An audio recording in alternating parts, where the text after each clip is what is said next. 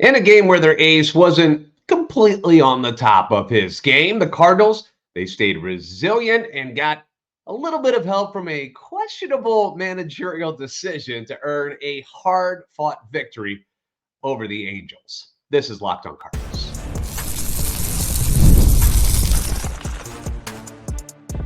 You are Locked on Cardinals, your daily St. Louis Cardinals podcast, part of the Locked on Podcast Network, your team every day. Hey there, Cardinals fans. I'm JD Hafford, and I'm a national radio sports anchor, born and raised in the Lou and a lifetime Cardinals fan, and I'm your host for Locked on Cardinals, part of the Locked on Podcast Network, covering your team every day. You can follow me on Twitter, X at JD Sports Radio, and the podcast at LO_Cardinals. Want to thank those of you who make Locked on Cardinals your first listen every day. We're free and available wherever you get your podcasts. You can also find us on YouTube. This is a show serving Cardinal Nation and giving the best fans in baseball all of the info about the birds on the bat. Today's episode brought to you by eBay Motors. From brakes to exhaust kits and beyond, eBay Motors has over 122 million parts to keep your ride or die alive. With all the parts you need at the prices you want, it's easy to bring home that big win. Just keep your ride or die alive at ebaymotors.com. Eligible items only, exclusions apply. eBay guaranteed fit only, available to U.S. customers. So if you're watching on YouTube, you will see I fully embraced the blue right now because first off, I like how it looks. I like the blue hats and the blue cleats and everything that the Cardinals have been wearing out in LA, something they normally do against teams that also have the red as a main color. So I like it. I'm embracing it. And we got a series win. We got a series win with the victory last night. So you get the ugly Cardinals Hawaiian shirt today because that's what we do to celebrate. But what a roller coaster of a game it was on Tuesday night between the Cardinals and the Angels. And honestly, should we expect anything different considering the records of these two teams? As much fun as it is to see the Cardinals win 3 in a row, which is great. And believe me, I'm thrilled about it. I'm in a better mood when they're winning.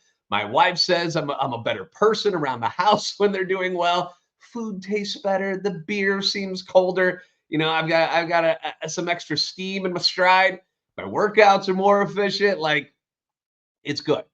I like it when the Cardinals win. But let's not kid ourselves here. The Cardinals are winning, but they're beating an Angels team that isn't very good. So let's not start popping champagne and getting too excited about saying things like, oh, they've turned a corner. Now they're on their way. Like, let's baby steps. Let's take it game by game. I'm thrilled that they've won 3 in a row, but you're supposed to beat the bad teams, right? This is what you're supposed to do when you play them. How disheartening. Remember how disheartening was it losing to the White Sox at home?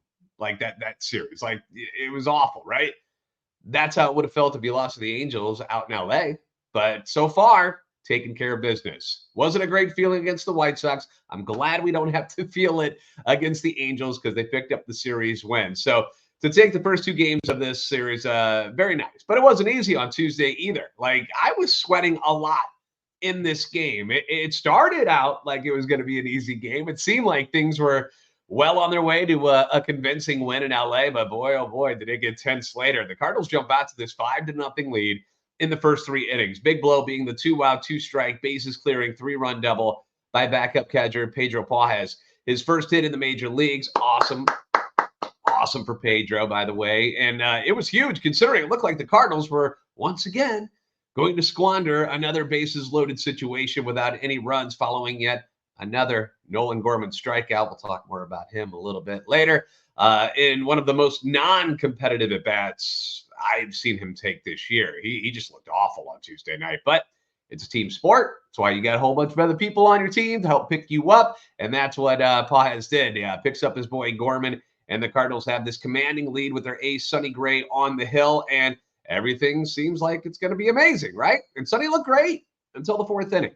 Scores 5-1 at this point. The Angels start taking some credit to them, some pretty darn good at-bats against Sonny. You got to give them credit. They were laying off some really good pitches and then hitting the ones that weren't so good. A bunch of 2-strike hits off Gray as the Angels just kept battling and battling. And then with 1 out, they got back-to-back singles, and then catcher Logan O'Hoppe drills a 3-run shot on a sinker that hung up in the zone, and he mashed it. He didn't miss. 5th home run off Gray this season after giving up just 8 all year. last season with the Twins. Also, his 4th home run given up in the last 2 games. Now, we got ourselves a game all of a sudden. I'm thinking, what the hell is going on here? It's 5-4. We're not supposed to have a problem. When we're up 5-0 and Sonny Gray's on the mound, we're not supposed to be sweating games out, right? And then in the 5th inning, the Angels complete the comeback. Back-to-back leadoff singles, although the Angels ran it 2 and out, trying to stretch that second single into a double, which almost, it did catch Nolan Gorman off guard. Like he had no idea that guy was coming into second base. Lucky for him, you saw Mason Wynn like, hey, tag him. And they were able to get that, but they get that out. But sack fly by the next hitter, 5-5. You don't see Sonny Gray cough up 5-run leads every day, but credit to Sonny. He kept competing despite clearly losing his command on his pitches. That we're not used to seeing that. We're just not. And in the 6th inning, he was in trouble again. He had a walk, then a catcher's interference call. I genuinely thought Pedro Paul's hand came off with his glove. Like I thought he lost his hand. This stuff is crazy with the catcher's interference call. Somebody back these dudes up some. Jeez, yeah. You can't frame strikes if all your catchers are out with arm and hand injuries. Okay, let's scooch them back just a little bit, man. This is getting silly. Anyways, 1st and 2nd, 1 out. He strikes out the next hitter, walks the next guy. Now you got bases loaded, 2 out. Game in the balance. Again, I'm sweating far too much for a mid-May baseball game between 2 last-place teams. It should not feel like this, but it is what it is. And Sonny Gray does what big game pitchers and staff aces do. Whatever you want to call him, he nuts up and he strikes out Nolan Schanuel to end the threat. And when your best pitcher doesn't have his good stuff, when he's struggling out there and he's just fighting his way through it, but still competes his butt off and gives you 6 innings, you tip your cap to him. You've got to. No, Sonny Gray didn't look amazing last night. He did have 9 strikeouts in the game. It's not like he sucked. You take that one sinker away that he hung to Ohapi, and you're talking about an entirely different ball game, but it did happen. He did hit a home run. If that was Michaelis or Matz out there at the end, you're probably seeing those pitchers get pulled. But Sonny's your guy.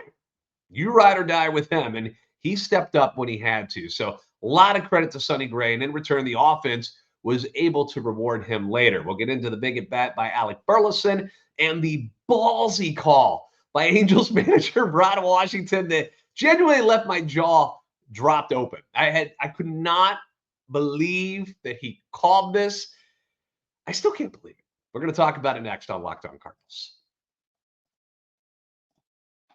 Passion, drive, and patience. That's what brings home the winning trophy. It's also what keeps your ride or die alive. eBay Motors. They've got everything you need to maintain your vehicle and level it up to peak performance. From superchargers, roof racks, exhaust kits, LED headlights, and a whole lot more. You can really soup up your ride and make it wonderful. Whether you're into speed, whether it's power, whether it's style, or you want the whole ball of wax, you can get it with eBay Motors. They've got you covered with over 122 million parts for your number one ride or die.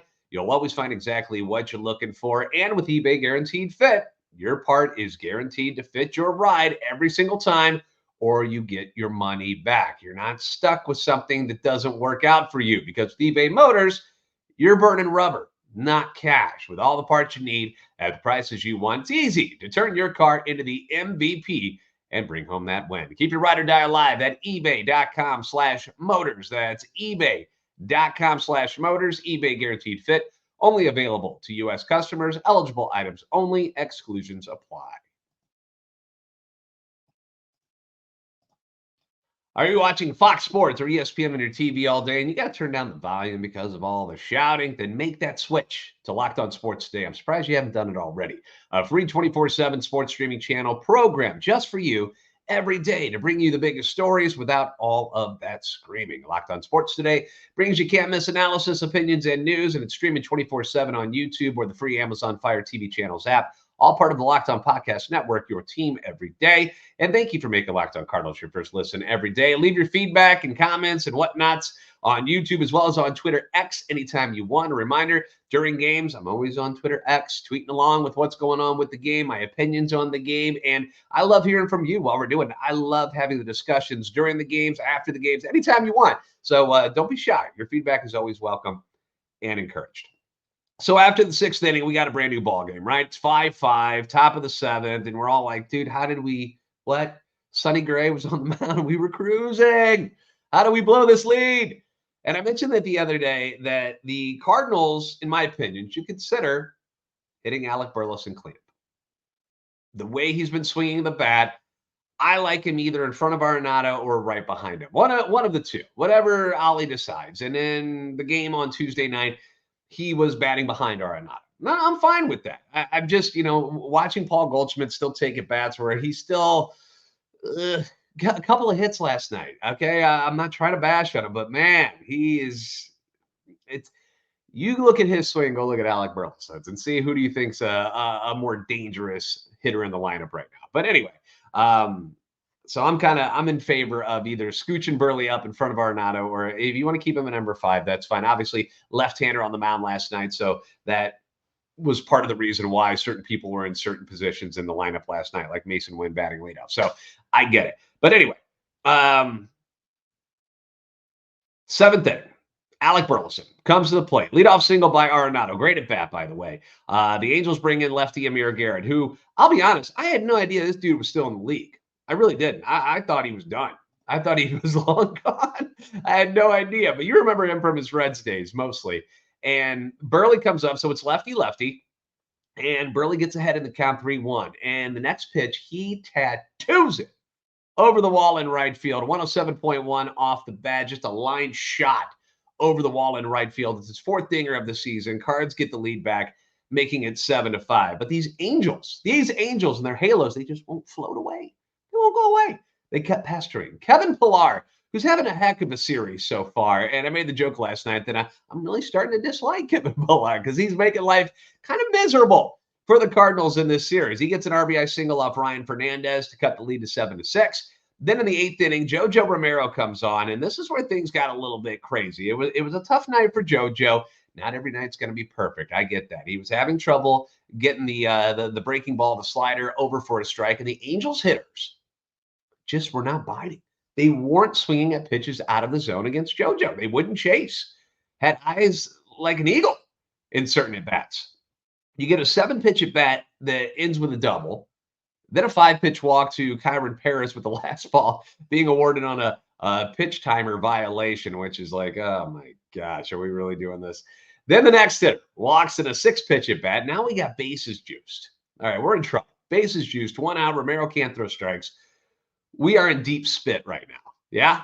And thank God for Angels manager Ron Washington and his aggressive nature, if you will, because and I'll explain to you what he said about it, but he decides that he's going to call a suicide squeeze on the 3rd pitch of the at-bat.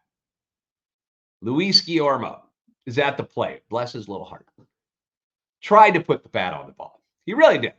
But the breaking ball, the slider, was so bad from JoJo. It was so far outside. Guillermo is a left-handed hitter, by the way. So lefty. And it's so far outside from him that Pies just catches it. And the runner's just right there. Just kind of tags him. And then they almost turn 2 because the runner on second is running to third base. They almost get him. Runner on first doesn't even move for whatever reason. I don't know if he missed the sign. It was so funny because you're like, what?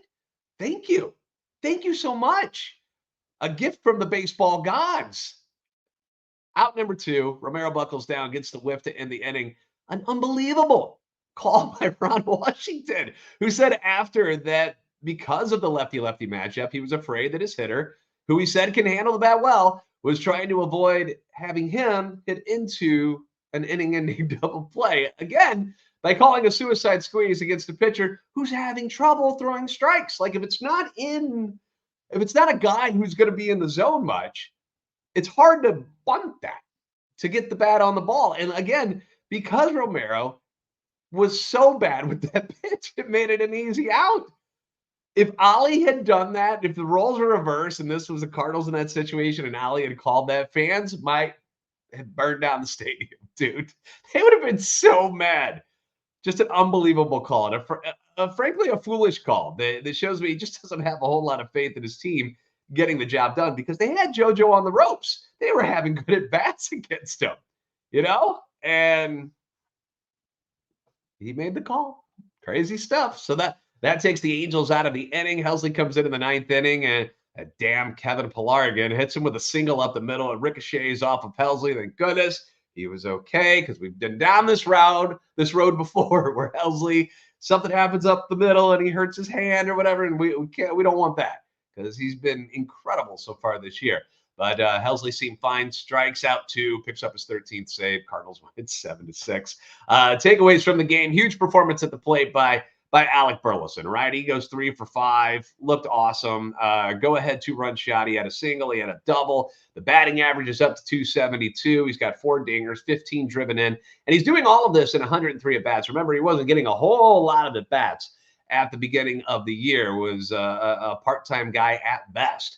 But over the last 30 days, he's hitting 286. He's got an OPS of 842.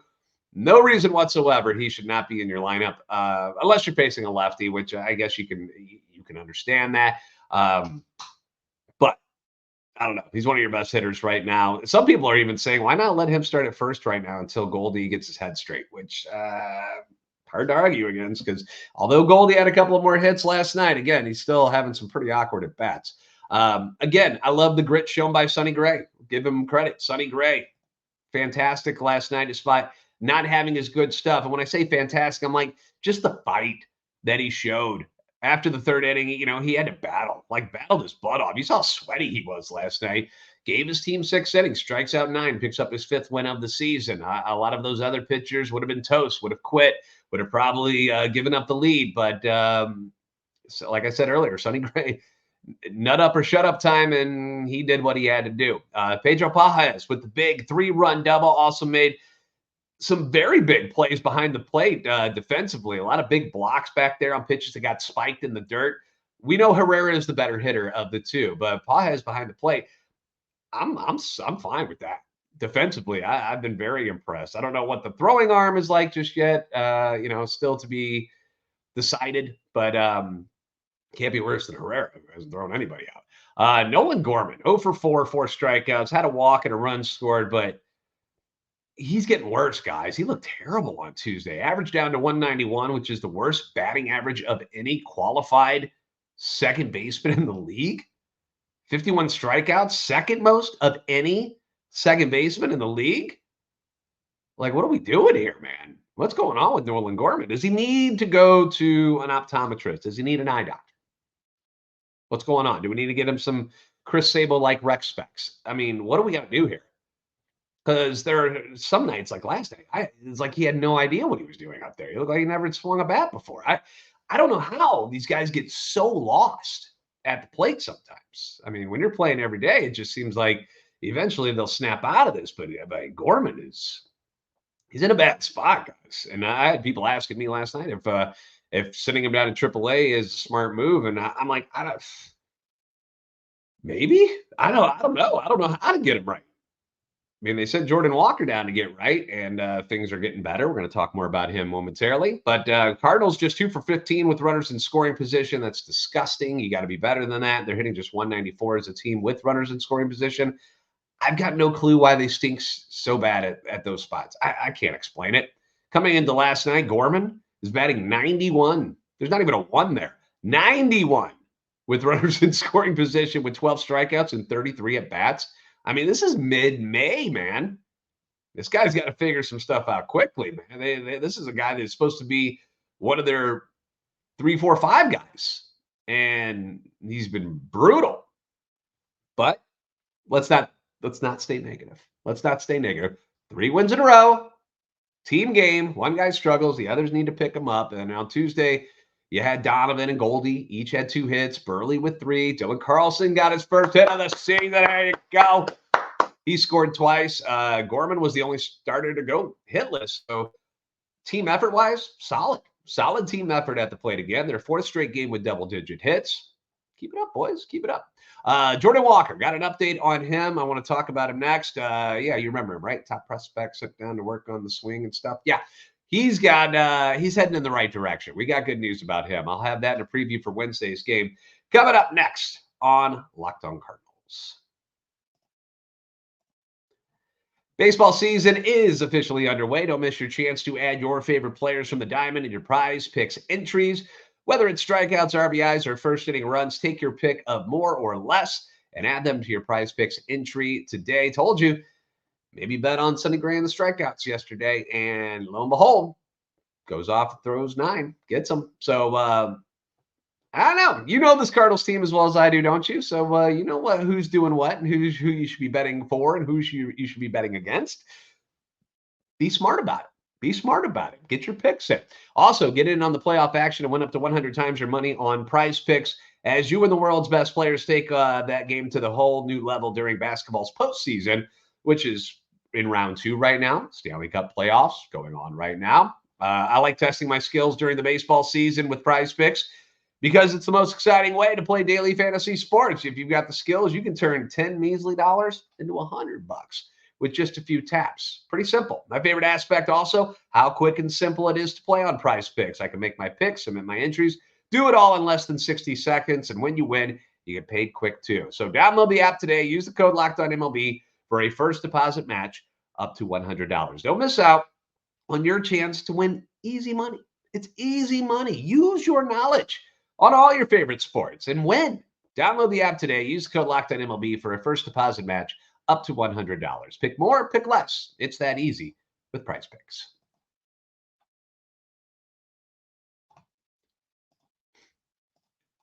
Locked On has launched the first ever national sports 24/7 streaming channel on YouTube. It's now also available on Amazon Fire TV and the free Fire TV channels app. Locked On Sports Today is here for you 24/7, covering the top sports stories of the day, along with the local experts of Locked On, like myself, despite this shirt, plus our national shows covering every league. Find Locked On Sports Today now available on the free Fire TV channels app. So Jordan Walker, he's got a very bright future.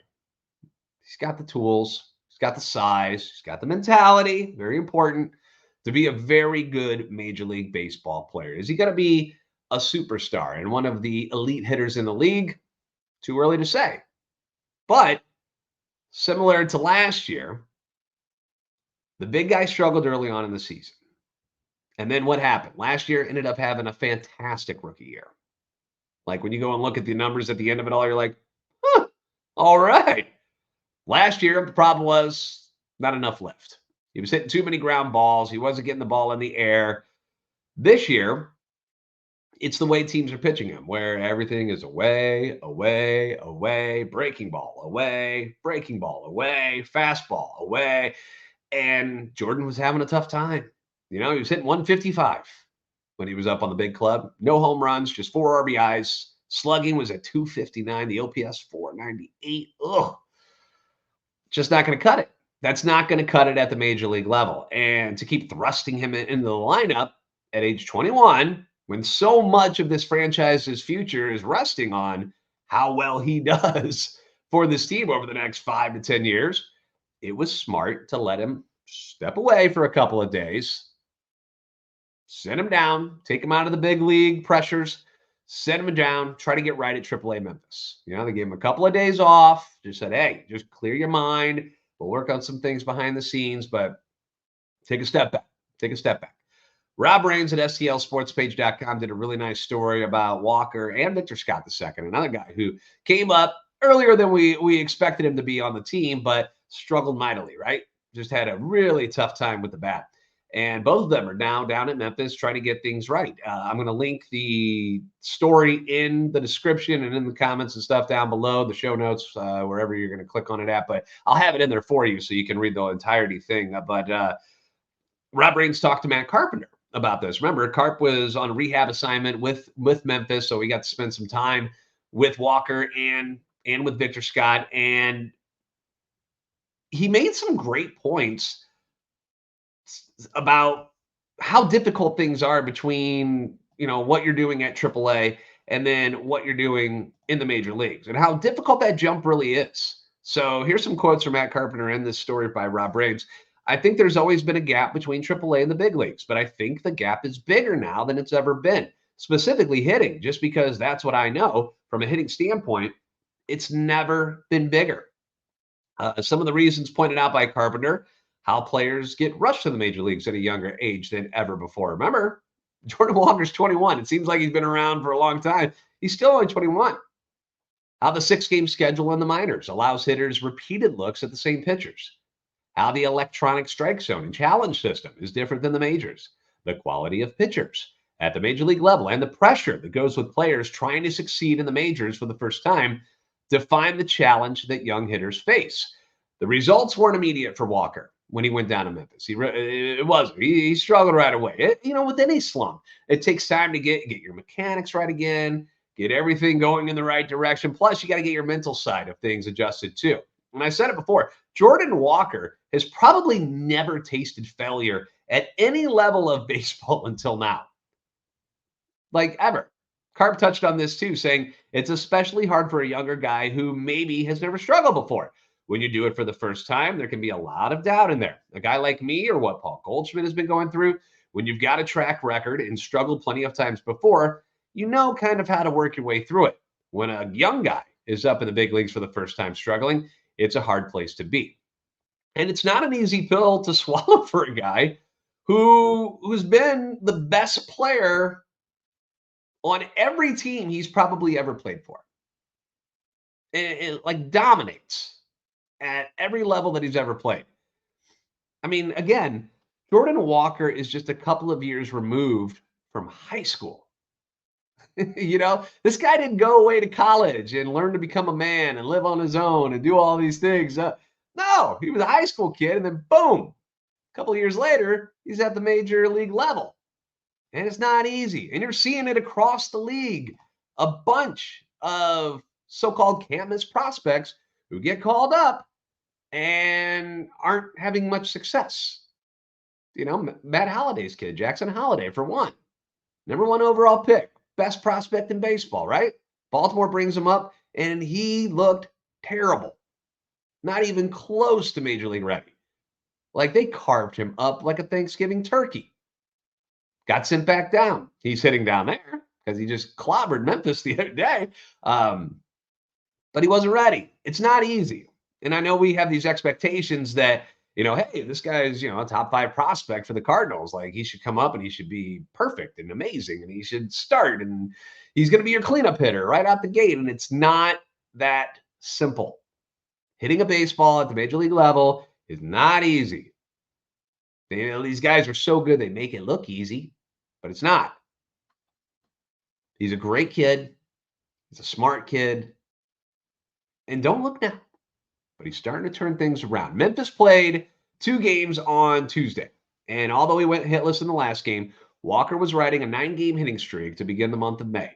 His average when he started May, 154. He's now hitting 327. Hit 350 in the month of May. OPS now up to 790. You get it around 800, you're pretty darn happy. On base percentage, 382. This is good stuff. Now, the power has not arrived yet. He still does not have a home run this season at any level. Not at the major leagues, not at AAA. And that's a little bit troubling. People are a little concerned about that. But at the same time, I'm just happy that he's starting to hit the ball hard. Because that's what you look for. You're looking at exit velos, contact, and you're seeing the results. Like he had exit velos of 107.9 and 105.1 in the first game yesterday. Like he's scalding the ball. They're just not going over the wall. They will. They will. They'll get there. And maybe Jordan Walker won't be a 35, 40 home run guy. I don't care. If he's hitting doubles and he's batting like 315, I'm okay with it. I'll take 315, 18 to 20 dingers, and 95 RBIs every year. I'll do that. I'll take that. But it's a start. It's a start for Jordan Walker. I want him to slow play this. I'm not trying to get in a rush to bring him back up to the major league level. I think that's a mistake. There's no need to, anyway, to bring him up to the show right now. The Cardinals have a healthy stable of outfielders right now with Brendan Donovan, Michael Ciani, who everybody's falling in love with, by the way. I got Reds fans texting me, can we get him back? We see what he's doing for you. Can we get him back? No, can't have him. You were stupid. You let him go. Newbar, Burleson, Carlson, everybody's healthy right now. All right, so you got a nice stable. Barring any injuries, no need whatsoever to pull him up right now. Let him continue his path and get to the level he needs to be at before you even consider bringing him back up to the major leagues. Cardinals are going to go for the sweep tonight against the Angels. Lance Lynn takes the hill, hasn't made it past 5 innings in his last 4 starts, hasn't cracked 95 pitches either, and is winless in those starts as well. So he's going to try to do better tonight against Angels right-hander Griffin Canning, who is 1-4, got an ERA of 5.75, but don't let him fool you. He's been a lot better in his last 2 starts. He got hit really, really hard at the beginning of the season, and so his numbers are a bit inflated, but he hasn't been that bad, especially in the last 2 starts. Has allowed just 2 earned runs over 11 2/3 innings against the Guardians and the Royals. In fact, he tossed 5 2/3 shutout innings against Kansas City his last time out. So not a big strikeout guy, which is good news for the Cardinals who like to strike out. So hopefully a lot of contact, a lot of hits, double-digit hits again tonight, we hope. And hopefully we get that sweep. So have your brooms ready. Maybe put them off to the side a little bit. Like, don't get cocky about this, but maybe have it ready just in case. Thank you for making Locked On Cardinals your first listen every day. If you haven't already, please do me a solid. Give me a follow on Twitter, X at @LO_Cardinals and at JD Sports Radio. Like, subscribe on YouTube, help our channel and our love for the Cardinals grow. We are creeping closer and closer to 10,000 subscribers. Thank you for all of you who have already subscribed. For those of you who come on and then you don't subscribe or you don't click like, why? Help me, help you, helps this channel grow. And we'll just continue to get better and better. So you're the best fans in baseball for a reason. And I will see you next time on Locked On Cardinals.